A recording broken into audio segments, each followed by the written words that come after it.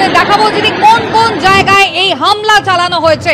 Operation সিন্দুর map আপনাদের দেখাচ্ছি ঠিক কোন কোন জায়গায় এই আঘাত এনেছে ভারতীয় বায়ুসেনা। মুরিদকে, মুজফফরাবাদ, কোটলি,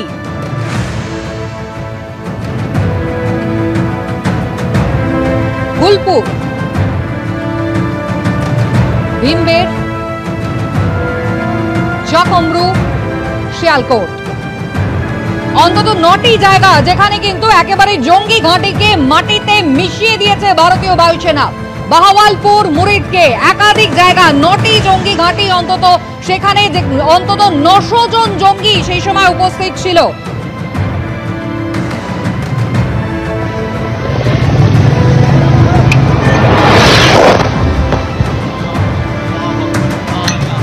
দিনের মাথায় 26 জন পর্যটক, নিরীহ পর্যটক যেভাবে তাদেরকে হত্যা করেছে জঙ্গিরা, তার বদলা নিল ভারত। একেবারে প্রধানমন্ত্রী থেকে কেন্দ্রীয় স্বরাষ্ট্রমন্ত্রী, প্রতিরক্ষা মন্ত্রী প্রত্যেকে বলেছিলেন ইঞ্চি ইঞ্চিতে সন্ত্রাসবাদকে নির্মূল করা হবে, আর সেই ছবি দেখলো গোটা বিশ্বের মানুষ গতকাল মধ্যরাতে।